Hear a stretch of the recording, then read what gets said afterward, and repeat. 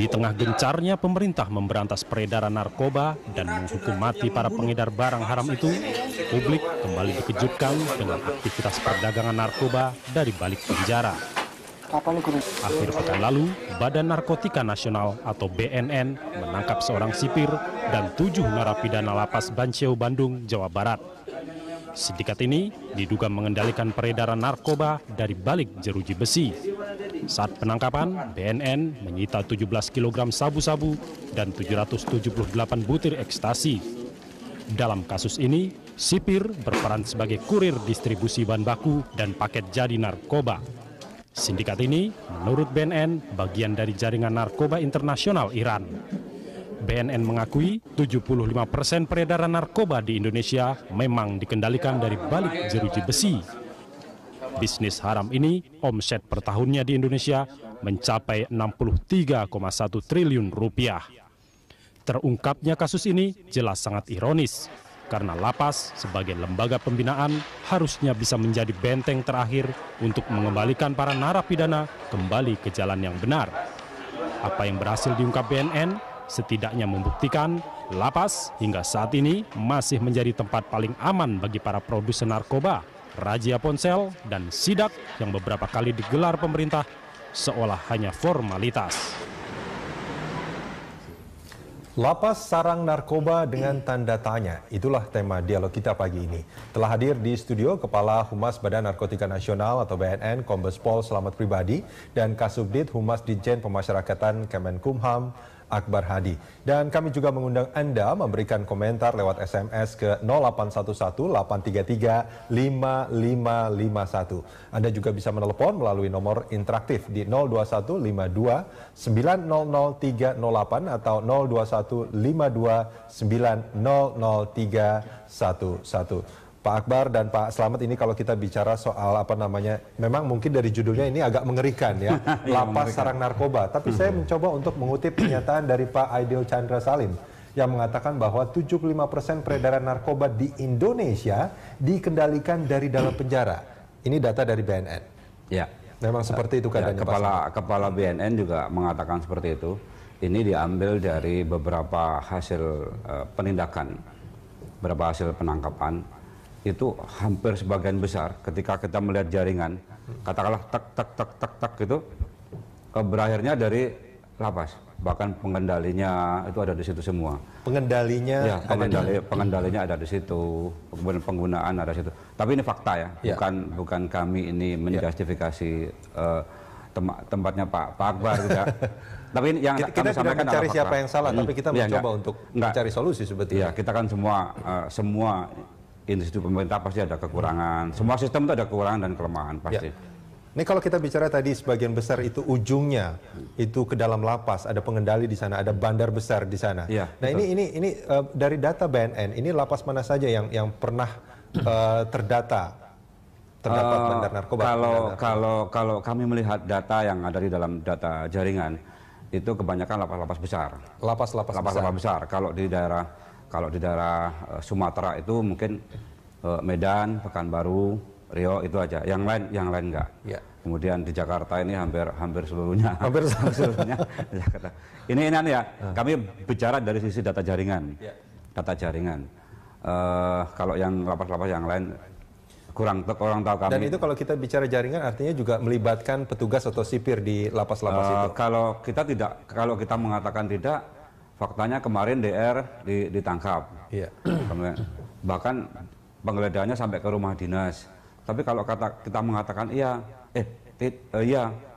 faktanya semua itu faktanya ada semua faktanya. Iya. Ya, ini Pak Akbar Hadi. Ya. Ini tanggapannya seperti apa sebetulnya? Kenapa? Apa yang terjadi? Ya. Jadi memang kita perlu lurus ini dulu ya, dudukan kepada proporsionalnya ya. Jadi jangan sampai juga setelah mengetahui persoalan kita, setelah memahami persoalan kita, mudah-mudahan silahkan melakukan penilaian. Nah, jadi perlu kami gambarkan sebagai berikut. Jadi kondisi lapas rutan kita memang semua orang juga udah tahu overkapasitas. Iya. Nah, dari 477 itu saat ini dihuni oleh 170.000 warga binaan yang terdiri dari narapidana tahanan. Nah, sementara jumlah petugas regu jaga hanya 14.600. Itu pun dibagi dalam 4 shift, yaitu shift pagi, siang, kemudian malam dan istirahat. Bayangkan 14.600 dibagi 4 berarti sekitar 3.600. Ya harus menjaga 170.000. Contoh konkret seperti di Rutan Salemba. Rutan Salemba saat ini 3.000 dihuni oleh 3.770-an. Nah itu yang jaga hanya 20. Coba yang itu manusia semua itu 3.700. Hanya 20 kan. Misalkan demikian juga di Rutan Salemba. Di Rutan Salemba tidak beda jauh. Dijaga penghuninya 3.300. Yang jaga hanya 23. Itu di kota besar, Pak. Apakah di kota kecil demikian? Sama, hampir mirip. Bapak tahu yang namanya Lapas Padang Sidempuan? Lapas Padang Sidempuan itu perbatasan antara Sumatera Utara dan Sumatera Barat. Saat ini dihuni 600-an, Pak. Yang jaga hanya 4 orang. 4 orang. Tapi 4 orang. Tapi saya mau nanya. Kemudian di Labuan Deli, Labuan Deli juga sangat over kapasitas itu. Itu saat ini dihuni oleh 900. Ya memang yang jaga 10 orang, Pak. 10 orang, Pak. Itu pun ada yang jaga di mana ada yang sakit misalnya di rumah sakit, kemudian ada dibagi-bagi. Jadi praktis satu blok itu yang isinya sekitar hampir 1000-an, 900-an ya, hanya 2 orang. Oke, tapi pertanyaannya apakah di Padang Sidempuan dan Labuan Deli itu pernah tertangkap adanya bandar narkoba? Nah, jadi sebelum ke sana kita kan perlu harus proporsional melihatnya. Di satu sisi kan jumlah dari kuantitas tadi ya, kuantitas antara jumlah penghuni dengan petugas sangat tidak berimbang. Sangat tidak berimbang. Sangat berimbang. Bahkan rata-rata yang idealnya itu berapa? Kalau misalkan kalau idealnya itu 1 sampai 10 lah, 10 atau 25 sampai 25. Bahkan kalau di luar negeri itu satu penghuni atau satu narapidana itu bisa 3 orang petugas, samping kiri, kanan, belakang. Bahkan kalau ada di luar, Pak, mohon maaf, ada salah seorang penghuni misalnya, itu berapa ratus kawan-kawan dari kepolisian misalnya harus jaga. Nah sementara kalau di dalam kan seperti itu dari sisi kuantitas. Dari sisi kuantitas saja sangat tidak berimbang. Jadi saat ini rata-rata itu 1:45. Yang terjadi adalah bukan narapidana, bukan pegawai yang mengawasi narapidana, tetapi pegawai yang diawasi narapidana. Itu yang terjadi. Itu dari sisi kuantitas. Itu dari sisi kuantitas, belum lagi sisi kualitas. Kita di Kemenkumham dalam petugas lapas rutan itu rata-rata tidak mendapatkan pelatihan yang cukup memadai. Nah, tidak seperti hanya dengan kawan-kawan di kepolisian atau di TNI, Pak ya. Paling nggak 6 sampai 9 bulan pasti dia mendapatkan pelatihan. Tapi dakwah kita, mohon maaf, begitu prajab yang antara prajab itu pun secara umum tidak mengenai teknis tentang pemasyarakatan tidak, tapi hanya secara umum prajabatan itu ya. Nah, itu hanya 1 bulan. Setelah itu peluang untuk pendidikan tidak. Nah, artinya kenapa tidak ada peluang untuk pendidikan itu?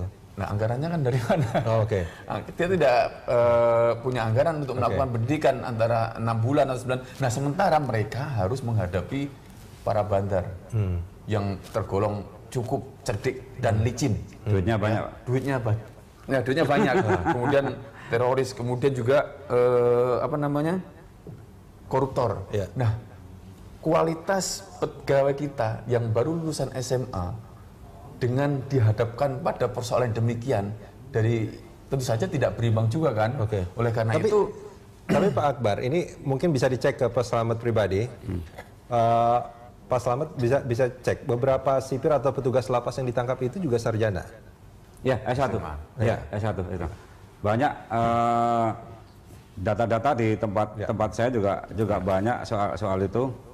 Dan memang rata-rata pegawai baru. Pegawai baru. Iya, pegawai baru. Jadi memang terlepas dari itu sarjana. Pegawai baru. Kan saya sampaikan tadi kan tidak dapat pengetahuan teknis. Kan tidak punya pengetahuan teknis, keterampilan teknis, bagaimana sih menghadapi bandar. Coba bandar itu, kami juga kebetulan pernah di lapas narkotik saya waktu tahun 2003 ya. Itu luar biasa. Jadi mereka itu berusaha bagaimana merayu seorang pimpinan. Dan pimpinan tidak berhasil di bawahnya. Di bawahnya tidak berhasil, dari petugas A sampai Z. Itu akan dirayu. Dan itu berlangsung antara, artinya cobaan bagi petugas lapas ini luar biasa. Oke, Pak Akbar.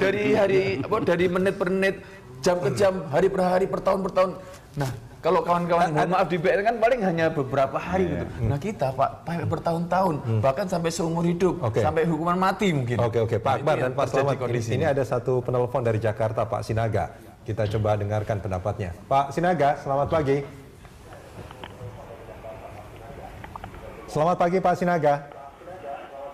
Pagi Pak. Selamat pagi. Pak Sinaga punya respons atau tanggapan mengenai tema kali Selamat ini tentang pagi lapas Pak, sarang narkoba? terima kasih. Pagi. Ya, silakan.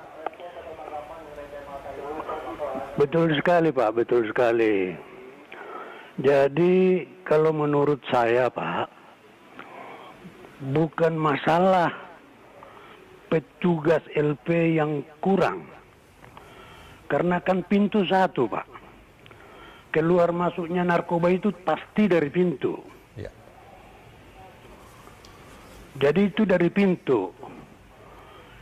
Jadi yang jelas itu mental daripada sipir kita yang kurang, yang harus dibina. Mental yang kurang ya. Tetapi supaya Bapak tahu bahwa sebenarnya memang pegawai sipir itu sangat kasihan Bapak.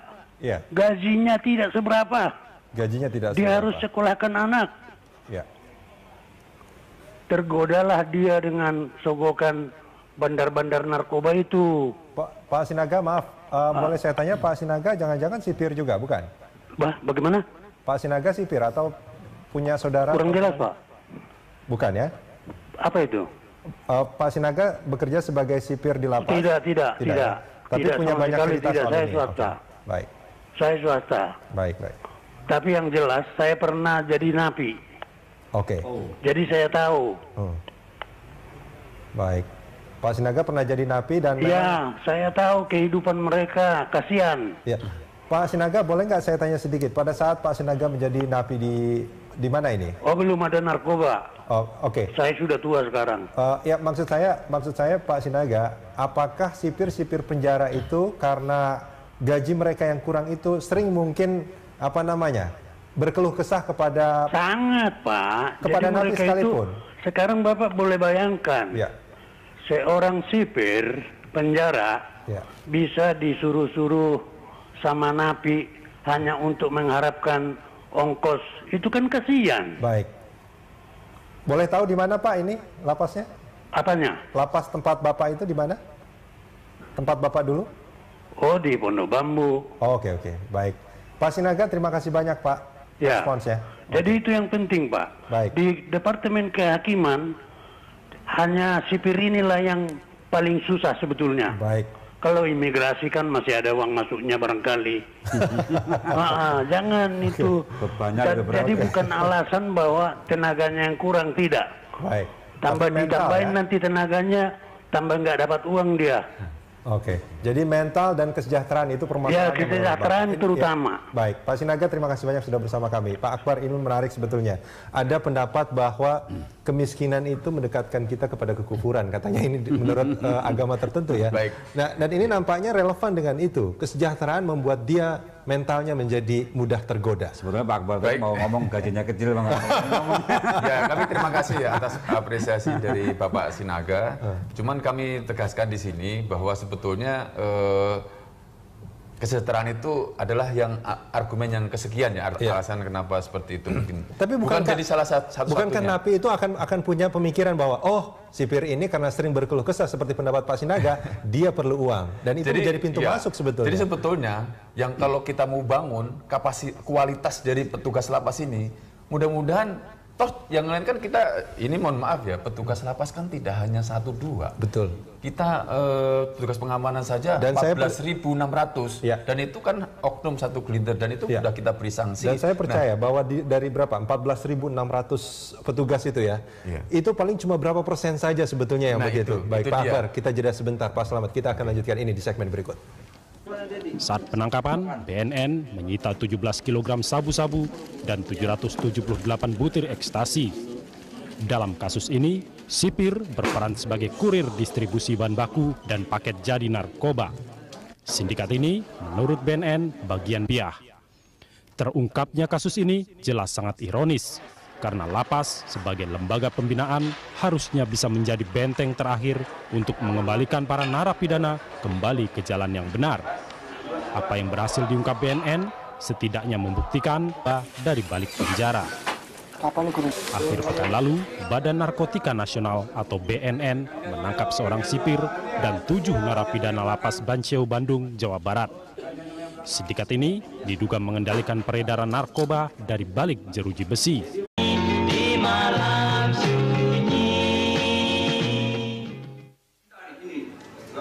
Di tengah gencarnya pemerintah memberantas peredaran narkoba dan menghukum mati para pengedar barang haram itu, publik kembali dikejutkan dengan aktivitas perdagangan narkoba dari jaringan narkoba internasional Iran. BNN mengakui 75% peredaran narkoba di Indonesia memang dikendalikan dari balik jeruji besi. Bisnis haram ini omset per tahunnya di Indonesia mencapai 63,1 triliun rupiah.